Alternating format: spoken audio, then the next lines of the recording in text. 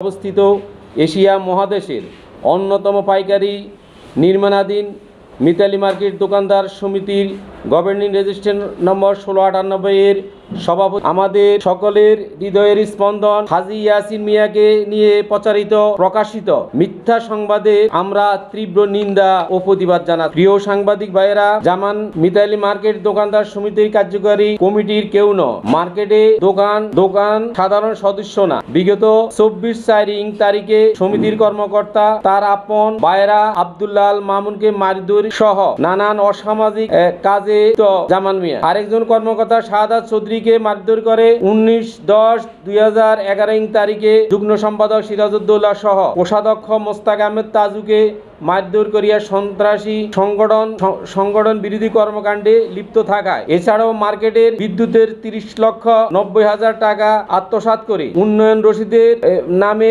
10,82,447 টাকা আত্মসাৎ করে। 12/7/2024 তারিখে রসিদ নম্বর 5,175, 5,300 মোট 126টি রসিদ চুরি করে নিয়ে যায় এবং বিভিন্ন সদস্যদের নিকট হইতে সমিতির রসিদ না দিয়ে দিচ্ছি বলিয়া 48 লক্ষ টাকা আত্মসাৎ সহ সুনির্দিষ্ট বহু অপরাধের কারণে 2001-2015 তারিখে জামান মিয়াকে পত্র সমিতি থেকে বহিষ্কার করা হয়। প্রিয় সাংবাদিকবৃন্দ, রেজিস্ট্রার অফ ট্রেড ইউনিয়ন সহ সংশ্লিষ্ট সকল দপ্তরকে জানিয়ে দেওয়া হয় 20/1/2015 তারিখে হইতে জামান মিয়া মার্কেটের বিরুদ্ধে একের পর এক কাল্পনিক উদ্দেশ্যপ্রণোদিতভাবে সাধারণ সদস্য সহ সরকারের বিভিন্ন সংস্থার নিকট মিথ্যা তথ্য দিয়ে আমাদের হয়রানি করিয়া বিগত 1/3/2018 তারিখে আমরা বর্তমান কমিটি নির্বাচিত হওয়ার পর থেকে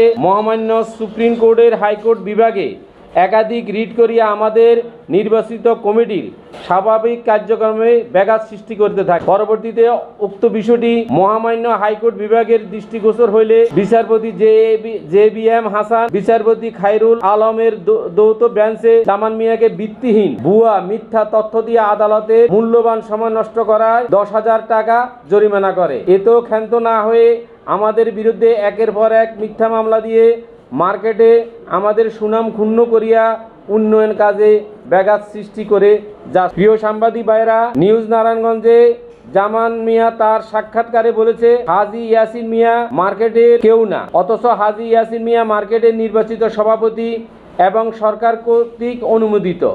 আমরা বিভিন্ন সূত্রের মাধ্যমে জানতে পারি জামান মিয়া গংরা মার্কেটের অভ্যন্তরে বিভিন্ন দাগে জমির উপর জাল দলিল সৃজন করেছে এবং উক্ত দলিলের মাধ্যমে মার্কেটের ও আশেপাশের মালিকের জায়গা দখল করে নিয়ে কোটি কোটি টাকা আত্মসাতের পায়তারা। প্রিয় সাংবাদিক ভাইরা, মিতালি মার্কেট জামে মসজিদের জমি নিয়ে একাধিক পক্ষের দীর্ঘদিন যাবৎ বহু মামলা মোকদ্দমা চলিতেছে। আমরা দায়িত্ব নেওয়ার পর বিরোধীর সকল পক্ষকে নিয়ে একাধিক বৈঠক করে সকল পক্ষের আইনজীবীদের মাধ্যমে কাগজপত্র পর্যালোচনা করে দেখা যায় মিতালি মার্কেট দোকানদার সমিতির 230 দাগের 32% জমি মার্কেটের জামে মসজিদের জন্য ওয়াকফ দলিল করেছিলেন জনাব আফসার উদ্দিনের নিকট হয়ে। কাগজপত্র যাচাই বাছাই অন্তে দেখা যায় আফসার উদ্দিনের পিতা সাত্তার কামাল উক্ত কমিটি অন্যত্র হস্তান্তর করায় 38 দিন পর জনাব আফসার উদ্দিন ওয়াকফ দলিল করে, যার ফলশ্রুতিতে প্রতি মিতালি মার্কেট জামে মসজিদের দলিলের আইনগতভাবে মালিকানার সত্ত্বের বৈধতা না থাকায়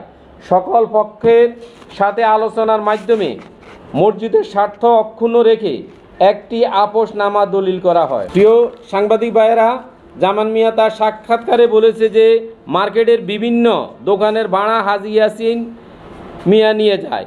আপনাদের নিকট আবেদন, আপনারা মার্কেটের অভ্যন্তরে দোকান মালিক ও ভাড়াটিয়াদের জিজ্ঞেস করেন তাদের দোকানের ভাড়া কে বা কাহারা নেয়, তার উত্তর পেয়ে যাবে। সকল দোকান মালিকে তারা তাদের নিজস্ব ভাড়া প্রতি মাসে আসে নিয়ে যায়। প্রিয় সাংবাদিক ভাইয়েরা, জামান মিয়া মিতালি মার্কেট দোকানদার সমিতি কর্তৃক বহিষ্কৃত ব্যক্তি, সমিতির অর্থ আত্মসাৎকারী, জাল দলিল সৃজনকারী, সন্ত্রাসী, দাঙ্গাবাজ, আদম ব্যবসায়ী, পেশাদার জুয়ারি ও প্রতারক প্রকৃতির দুষ্ট লোক। তিনি বিভিন্ন সময়ে সমিতির কাগজপত্র সিল ফ্যাট জালিয়াতি করে কোটি কোটি টাকা আত্মসাৎ করেছে। বর্তমানে জামান মিয়া উম্মাদ মানসিক ভারসাম্যহীন পড়েছে। আমরা তার সকল অপরাধমূলক কর্মকাণ্ডের জন্য গণপ্রজাতন্ত্রী বাংলাদেশ সরকার সকল গোয়েন্দা সংস্থার মাধ্যমে তথ্যপূর্বক যথাযথ পদক্ষেপ গ্রহণের জোর দাবি জানাচ্ছি।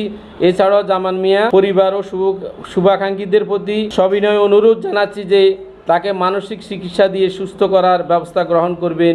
প্রিয় সাংবাদিক ভাইয়েরা, আপনাদের প্রতি কৃতজ্ঞতা ও শুভকামনা জানিয়ে আজকের সাংবাদিক সম্মেলনের সমাপ্তি ঘোষণা করছি। আসসালামু আলাইকুম ওয়া রাহমাতুল্লাহি ওয়া বারাকাতুহু।